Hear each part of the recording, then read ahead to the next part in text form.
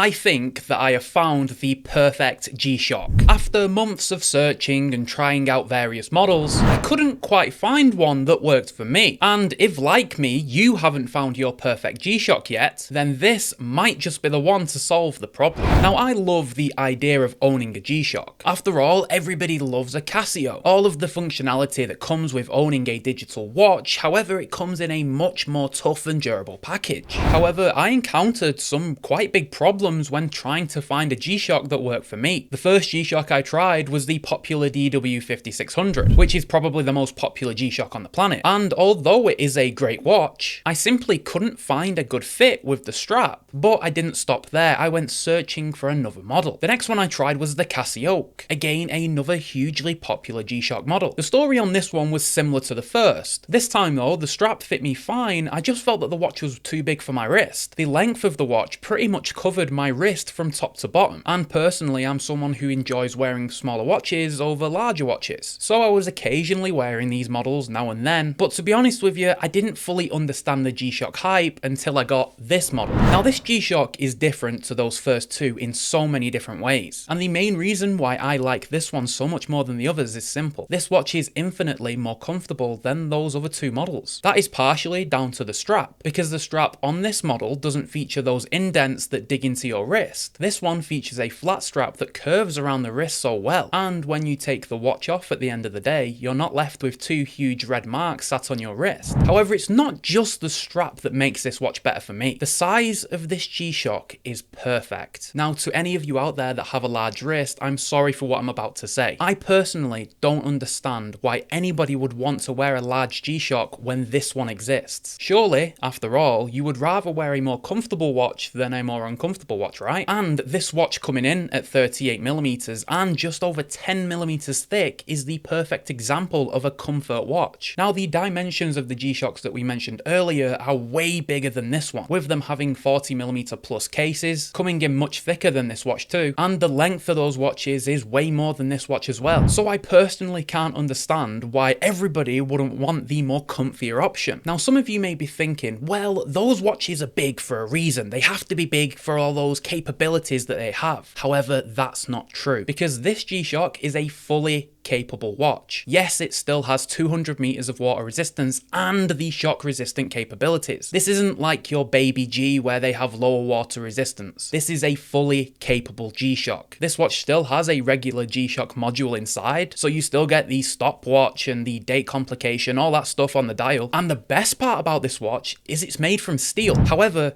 even though it is made from steel, it's actually lighter than the resin large G-Shocks. Now, the steel is completely polished, which is probably one of the biggest downsides to this watch. I personally would have liked it to be completely brushed instead. Now, this G-Shock does also come with a negative display, and let's be honest, Casio doesn't necessarily have the best reputation when it comes to negative displays, and this one follows that trend, unfortunately. The negative display on this watch is average. It's actually easier to read the display when it's in direct sunlight. In darkness, the display can be sometimes harder to read. However, the backlight on this G-Shock is fantastic. So if you're in sun, you can read the watch fine, and if you're in darkness, you just press the light button. Simple. And I never fully understood the hype behind the G-Shock, because those first two models just didn't work for me. I didn't understand that when you find the right G-Shock for you, that it will become one of your daily wearers. And I wear this G-Shock now multiple times per week. It's one of the grab and go pieces that I always lunge towards. If I'm doing anything active, this watch will be on my wrist. I like to think of this G-Shock now as my trusty rusty. It's there when I need it. And if you're looking for a perfect G-Shock but haven't found yours yet, maybe because of the size, then make sure you check out this one. I'll leave some affiliate links for it down in the description.